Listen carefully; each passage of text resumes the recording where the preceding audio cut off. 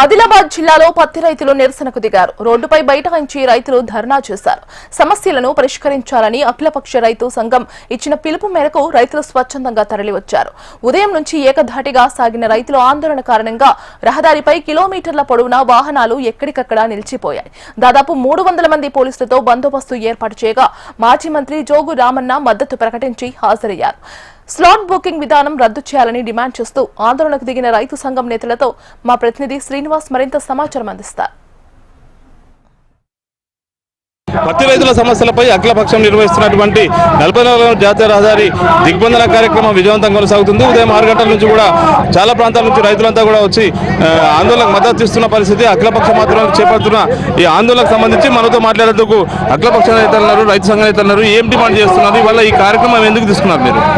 Demand అంటే మనకు రైతులకు ప్రధానమైన పంట పత్తి, సోయా, తొగళ్ళు కాబట్టి మెయిన్ పత్తి పంటను కొత్త చట్టాలు తీసుకొచ్చి, కొత్త జీవాలు తీసుకొచ్చి రైతులు నష్టపోయే విధంగా తీసుకొచ్చారు. కాబట్టి ఎన్నడూ లేని విధంగా తాతలు తండ్రుల నుంచి చూసినాము. ఇలాంటి జీవాలు ఎప్పుడు చూడలే.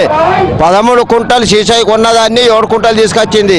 కిసాన్ యాప్ అనేది కొత్తగా తీసుకొచ్చిండ్రు. 7 ముద్దలు తీసుకొచ్చాం. Online book చేసుకోవాలన్నట.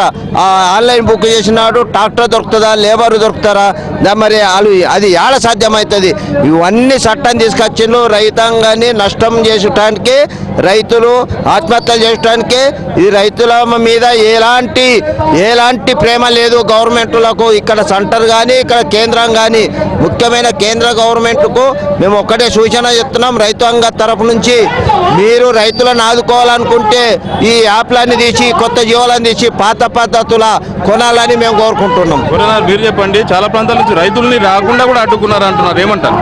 ఇది వాస్తవమే. అంటే ఇక్కడ ఏదైతే బోరోజు రాస్తారోకో మీద చేసే సందర్భంలో దీన్ని విజయవంతం చేసే దాంట్లో దీన్ని నిష్ప్రయోజకం చేసే విధంగా ప్రయత్నం చేస్తుంది. ఒక పక్క రైతు సంక్షేమాన్ని కాపాడుకునే విధంగా దేశ సంక్షేమం కూడా చేయాల్సింది. కానీ ఇవాళ రైతుకు తీసుకొచ్చినటువంటి కపాస్ కిసాన్ యాప్ అనేది చాలా దుందుడుకు చర్య. ఇది కేంద్ర ప్రభుత్వం రైతుల యొక్క అవగాహన లేకుండానే తీసుకున్నటువంటి చట్టం. కానీ ఇంకోటి ఏంటంటే అమెరికా కానీ, చైనా కానీ వాణిజ్య ఒప్పందం ప్రకారంగా 11% ఉన్నటువంటి సుక్కాన్ని ఎంతవేయడం ద్వారా బయట దేశాల నుంచి పత్తి దిగుమతి చేసుకోవడం ద్వారా అతి తక్కువ రేటుకు వస్తుంది. దాని ఉద్దేశంతోనే రైతులు పండించినటువంటి పత్తిని కొనుగోలు చేయకుండా ప్రైవేట్ పరం చేయాలనే సదుద్దేశంతో తీసుకొచ్చినటువంటి యాప్. ఈ కిసాన్ యాప్ని ఎత్తివేసే విధంగా కేంద్ర ప్రభుత్వాలు ప్రయత్నం చేయవలసిన అవసరం ఉంది. ఇంకోటి ఏంటంటే మనం సీసీఐ కొనుగోలు చేసేది 8% నుండి 12% వరకు కొనుగోలు చేసేది. ఏదైతే మనకు ఆదిలాబాద్ జిల్లాలో చిరపుంజులైనటువంటి వర్షపాతం నమోదైంది. ఆసియా ఖండంలోనే పత్తి నాణ్యమైనది. అది 32 mm వచ్చే వరకు పెంచే పొడుగు శాతం కూడా పెరుగుతుంది. దీన్ని దృష్టిలో పెట్టుకున్న కిసాన్ యాప్ ఎత్తివేయాలి. తేమ శాతాన్ని పరిగణలోకి తీసుకోకుండా రైతు పండించిన ధాన్యాన్ని పూర్తి స్థాయిలో కొనుగోలు చేయాలి. అదేవిధంగా సోయాబీన్ కూడా 7 గుంటల నుంచి 10 గుంటల వరకు వచ్చింది. అది తమ్ము లేకుండా ఓటీపీ ద్వారా గిట్ట కొనుగోలు చేసినట్లయితే రైతుకు లాభదాయకం జరుగుతుందని చెప్పేసి మేము రైతుల తరఫున రాష్ట్ర ప్రభుత్వం డిమాండ్ చేస్తాం. దాదాపు 11 మండలాలు ఆదిలాబాద్ జిల్లాకు సంబంధించి, ఆదిలాబాద్తో పాటు బోత్ కాన్స్టిట్యూన్సీకి సంబంధించిన 2 కాన్స్టిట్యూన్సీల నుంచి చాలా పెద్ద ఎత్తున రైతులు తరలి రావడం జరిగింది. ఇది ఆందోళనకు అఖిలపక్షంతో పాటు మాజీ బీఆర్ఎస్ మంత్రి జోగురామన్న కూడా మద్దతు పలికారు. దాదాపు గంటన్నర నుంచి కూడా రహదారి దిగ్బంధనం కొనసాగుతున్న పరిస్థితి. ఇదే కారణంగా హైదరాబాద్ నాగ్పూర్ హైవే పూర్తిగా దాదాపు 2.5-3 గంటలు వాహనాలు స్తంభించిపోయి ఎక్కడెక్కడ నిలిచిపోయిన పరిస్థితి. ప్రస్తుతమైతే పోలీసులు వచ్చి ఆందోళనకారులను అదుపు చేసే ప్రయత్నం చేస్తూ ఉన్నారు. చాలా ప్రాంతాల నుంచి కూడా రైతులు పెద్ద ఎత్తున తరలి వచ్చిన నేపథ్యంలో ఖచ్చితంగా రైతులకు సంబంధించి సమస్యలన్నీ పరిష్కరించాలి.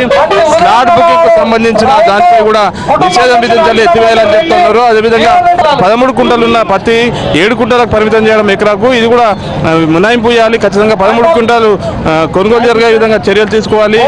దిగుమతి సుంకానికి సంబంధించి దానిపై కూడా ఎత్తివేయాలని చెప్పి డిమాండ్ చేస్తున్నారు. మొత్తంగా బోరేజ్ హైవే అంతా కూడా రైతుల ఆందోళనతో ఇబ్బందికర పరిస్థితుల నేపథ్యంలో పోలీసులు భారీగా మోహరించారు.